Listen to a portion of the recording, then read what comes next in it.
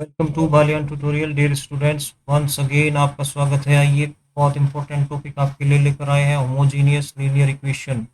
आपको यहाँ पे एक सिस्टम दिया जाएगा इक्वेशन का, जिसमें आपकी नंबर ऑफ जो इक्वेशन है वो एम होंगी। एम एम यहाँ पे आपको नोट कर लेना है। इसके बाद अननोन होंगे वहाँ पे, जिनकी वैल्यू आपको फाइंड करनी होगी, वो एन होंगे। इस तरीके से सबसे पहले एम और एन को नोट कर लीजिए और दिए गए सिस्टम ऑफ इक्वेशन को मैट्रिक्स फॉर्म में ए एक्स इक्वल टू जीरो की फॉर्म में रख लीजिए। ए ए यहाँ पे हमारी कोफिशिएंट मैट्रिक्स है और एक्स हमारा नंबर ऑफ अननोन का जो कॉलम वेक्टर है वो है। उसके बाद ये जो जीरो है वो हमारा जो इक्वल टू जीरो जीरो देने के बाद जो कॉलम वेक्टर बना है, दैट इज आवर जीरो। तो आपका जो सिस्टम बना, that is A X equal to zero. इसे बोलते हैं होमोजीनियस लीनियर इक्वेशन का सिस्टम। इसको कैसे सोल्व करते हैं, आइए एक एग्जाम्पल के थ्रू उसको समझने की कोशिश करते हैं। यहाँ पे मैंने एक एग्जाम्पल लिया है, उसको देख लेते हैं। इस एग्जाम्पल में इसमें कितनी है, यहाँ पे नंबर ऑफ इक्वेशन यदि आप देखें तो यहाँ पे नंबर ऑफ इक्वेशन इसमें सबसे पहले नोट कर लेते हैं। एम एम इक्वल टू कितना है, थ्री। तीन इक्वेशन है, one two three. N N क्या है आपका, नंबर ऑफ अननोन, यानी कि एक एक्स वाई जेड, तीन आपके अननोन है। इसके बाद आप इसे नोट करने के बाद दी गई मैट्रिक्स को आप कोफिशिएंट मैट्रिक्स को इस तरीके से लिख लीजिए। ए एक्स इक्वल टू जीरो, ये आपका सिस्टम हो गया। ए एक्स इक्वल टू जीरो, ये आपका एक्स हो गया। यहाँ पे x, this is your x, this is your zero and this is a, क्योंकि आपका ए इसके बाद इस कोफिशिएंट मैट्रिक्स का जो आपने लिए, इसका रैंक आपको फाइंड करना है। और रैंक फाइंड करने के लिए इस इसमें आपको एलिमेंट्री रो ट्रांसफॉर्मेशन का यूज करना है। दिस इज इंपॉर्टेंट, आपको एलिमेंट्री रो ट्रांसफॉर्मेशन का ही यूज करना है। यहाँ पे आपको कॉलम एलिमेंट्री कॉलम ट्रांसफॉर्मेशन का यूज नहीं करना है। तो आपको क्या बनाना होता है, यहाँ पे इसे जीरो बनाना होता है, यहाँ पे इसे जीरो बनाना होता है। तो क्या करेंगे आप, यदि आर टू को आप R two minus three R one चाहे तो आप चेक कर लीजिए। ये बहुत सिंपल है, क्योंकि यहाँ पे है थ्री, तो इसे थ्री से मल्टीप्लाई करिए और सब्ट्रैक्ट कर दीजिए R two minus three R one. ऐसे ही यहाँ पे क्या है, सेवन, तो इसमें थ्री की जगह सेवन से मल्टीप्लाई करिए दूसरी बार में, और R three change to R three minus seven R one. तो आपको क्या मिलेगा यहाँ पे, जीरो जीरो। देखिए ऐसे कर सकते हैं। आर टू क्या है आपका, three four four minus three three R one, यानी कि थ्री सिक्स नाइन। यदि आप इसे सब्ट्रैक्ट करेंगे तो zero minus two minus five, देखिए आपको मिल गया चेंज। ऐसा एलिमेंट्री ट्रांसफॉर्मेशन लगाने के बाद आपको मिल गई है सेकंड रो। इसी तरीके से थर्ड रो को आपने चेंज किया है R three minus seven R one. R three लिख लीजिए यहाँ पे, सेवन टेन ट्वेल्व, इसके बाद सेवन आर वन। अब इसमें सेवन से मल्टीप्लाई करेंगे, इसमें सेवन से मल्टीप्लाई करके लाइए यहाँ पे, पुट करिए, तो ये होगा सेवन फिफ्टीन ट्वेंटी वन। तो आपको मिलेगा जीरो माइनस फोर और माइनस नाइन। इस तरीके से आपको ये मिल गया। अप्लाई करिए एलिमेंट्री ट्रांसफॉर्मेशन और दी गई मैट्रिक्स का रैंक फाइंड कर लीजिए एक्लन फॉर्म से। यहाँ पे इसका जो रैंक है, ये जो कोफिशिएंट मैट्रिक्स है, इसका रैंक बताइए कितना है, कितना आना चाहिए इसका रैंक यदि आप देखें, इसका रैंक चाहो तो आप यहाँ पे भी जीरो बना सकते हैं, बट उससे कोई फायदा नहीं होगा, बिकॉज ये तो जीरो बन जाएगा बट ये जीरो जीरो नहीं होगा कभी भी। इसलिए इसका जो रैंक है, नंबर ऑफ नॉन जीरो रोज, आप देख लीजिए कितने है, थ्री। इसके बाद ये लिखना होता है यहाँ पे इंपॉर्टेंट चीज आपका। देखने वाली बात क्या है, एम की वैल्यू कितनी है, थ्री। एन की वैल्यू कितनी है, थ्री। और आर की वैल्यू भी कितनी है, थ्री। तो ये जो आर है, आर और एन को आपको कंपेयर करना है। इसके दो केस होंगे हमेशा। तो एन इक्वल टू आर होगा, जैसे इस केस में एन की थ्री है वैल्यू और आर की भी थ्री है, तो दोनों सेम है। बट कभी कभी जब ये क्वेश्चन करेंगे, फिलहाल के लिए इस केस को देख लेते हैं। जब आपकी, और इससे क्या रिजल्ट आप निकालते हैं, जब एन इक्वल टू आर हो तो आपका जो सोल्यूशन होगा, केवल X equal to zero, Y equal to zero और जेड इक्वल टू जीरो, ये केवल सोल्यूशन होगा। जब rank of the coefficient matrix is equal to the number of unknown, in that case you can say the zero solution exists only, there is no other solution in this case, only solution is zero zero zero. इसे आप ध्यान से देख लीजिए। इसके लिए क्या condition है, number of unknown equal to the rank of matrix, rho A equal to R equal to N. Okay, दूसरा जो केस है वो आप देखते हैं, एग्जाम्पल सिक्स से समझने की कोशिश करते हैं। आपको एक सिस्टम यहाँ पे दिया गया है, तो सबसे पहले आप इस सिस्टम को देख लीजिए। एम की वैल्यू कितनी है यहाँ पे, थ्री। एन की वैल्यू कितने है यहाँ पे 3। ठीक है, एम हमारा 3 हो गया, एन हमारा 3 हो गया। तो ये सिस्टम को, ये हमारा कोफिशिएंट मैट्रिक्स हो गया, इसका एक्लन फॉर्म में से कन्वर्ट करना है। तो सबसे पहले यहाँ पे जीरो बनाना होता है, यहाँ जीरो बनाना है। तो दिस जीरो बनाने के लिए सीधा ऑपरेशन हो गया हमारा R2 माइनस, हाँ, R3 change to R3 - R1, R2 change to R2 - 2R1। हिसाब करके देख लीजिए। जब आप इसे करेंगे,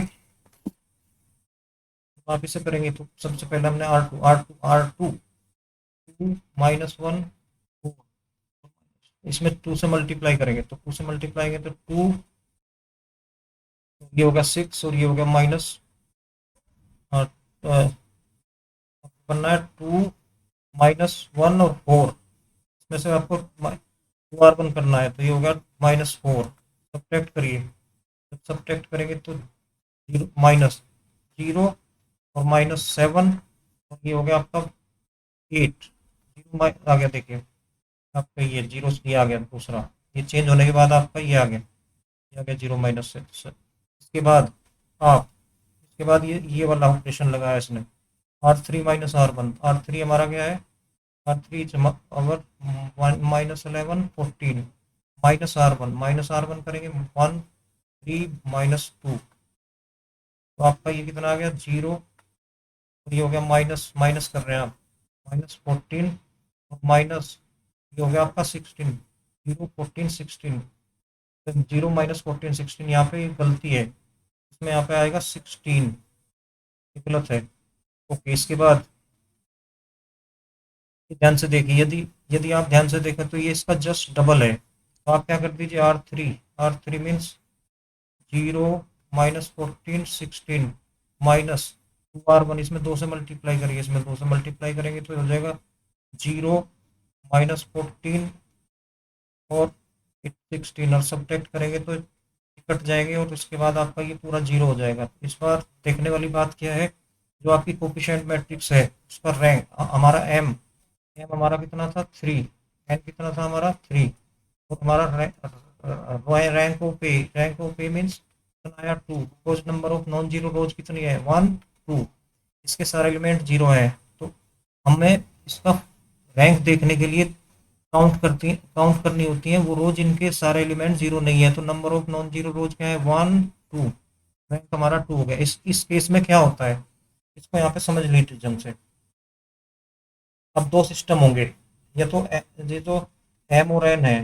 इसके बाद केस फर्स्ट, अभी आपने देखा केस फर्स्ट में क्या था, ये तो रैंक ओ पे की वैल्यू जो आर आई, या तो इक्वल टू एन होगी। जब आर इक्वल टू एन होगा तो अभी आपने जो क्वेश्चन किया उसमें क्या था, X equal to zero, Y equal to zero और जेड इक्वल टू जीरो, केवल ये सॉल्यूशन होगा। बस केस सेकंड में क्या होगा, जब rank of A equal to r आ जाए और वो लेस देन एन हो, जैसा कि इस केस में है।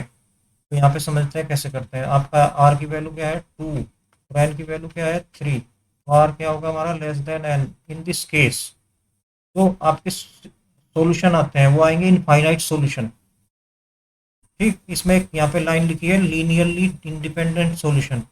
लीनियरली इंडिपेंडेंट सॉल्यूशन का क्या मतलब होता है, अभी ये आपको समझ आएगा जब आप पूरा इसे देख लेंगे क्या मतलब होता है लीनियरली इंडिपेंडेंट। एक होता है लीनियरली डिपेंडेंट, एक होता है लीनियरली इंडिपेंडेंट। जैसे अभी आप क्वेश्चन करेंगे तब आपको समझाऊंगा मैं क्या होता है। इसके बाद ये सॉल्यूशन कैसे करते हैं, ये तो पता चल गया कि इसके सॉल्यूशन होंगे इनफाइनाइट सॉल्यूशन होगा, उसमें जीरो जीरो जीरो तो होगा, इसके अलावा भी इसके बाकी बहुत सारे सॉल्यूशन होंगे, इनफाइनाइट सॉल्यूशन होंगे। हाउ टू फाइंड, देखिए इसके बाद ये जो आपने यहाँ पे फॉर्म लिखी है, इस फॉर्म, ये वाली जो फॉर्म है, इस फॉर्म को वापिस इक्वेशन की फॉर्म में बदल लीजिए तो आपको ये मिलेगा x 3y - 2z equal to zero, एक सिस्टम मिला। दूसरा -7y plus 8z equal to zero. इसके बाद इसे सॉल्व कैसे करते हैं ये देख लीजिए। इसे सॉल्व करने के लिए यहाँ पे -7y -7y -7y plus 8z। यदि आप ध्यान से देखें तो यहाँ पे y और z में एक रिलेशन बनाया उसने, सोल्व किया इसको। तो y की वैल्यू क्या होगी हमारी, y की वैल्यू होगी हमारी y इक्वल टू -10/7z। ठीक, यहीं से y और z में रिलेशन हो गया। इसके बाद इसके बाद यदि जेड वाई और जेड, तो वाई डिपेंड ऑन जेड, तो जेड की वैल्यू यदि एज्यूम कर लें जेड इक्वल टू सी, तो हमारा वाई वाई वाई हो गया हमारा ये, तो सारे सबको सी पे ले जाओ, तो जेड तो हमारा सी हो गया, वाई हमारा 8/7, 8/7 सी हो गया। तो एक्स एक्स की वैल्यू देखिए, एक्स की वैल्यू क्या हो गई हमारी, sorry this is x, this is x, x की वैल्यू हमारी -10/जेड होगी, तो सबको जेड पे लेके चलेगा। सी की वैल्यू आप चाहे तो आप 1 2 3 इस तरीके से ले सकते हैं, सी की वैल्यू कुछ भी, तो सी की वैल्यू आप बदलते जाइए, आपको सॉल्यूशन मिलते चले जाएंगे।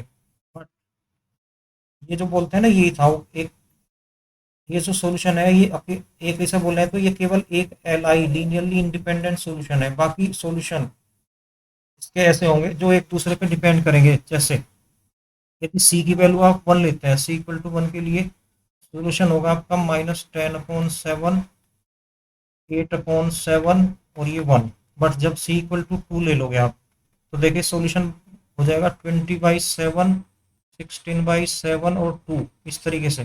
देखिए ये हो गया L D, L D means ये इस पर डिपेंड कर रहा है, इसका जस्ट डबल है ये।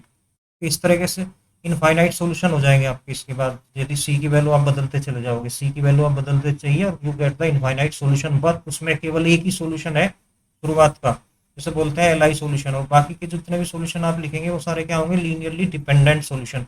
इस तरीके से आप ये सॉल्यूशन करते हैं। आइए अब इसका मेथड समझ लेते हैं। मेथड क्या था, वर्किंग रूल। वर्किंग रूल यहाँ पे आपको समझाया गया है, ठीक, ये आपको समझाया गया है। क्या करिए आप, सबसे पहले एम नोट कर लीजिए, एन नोट कर लीजिए, और दी गई मैट्रिक्स का आप रैंक फाइंड कर लीजिए, ये समझाया यहाँ पे। इसके बाद यहाँ पे आप रैंक फाइंड कर लीजिए।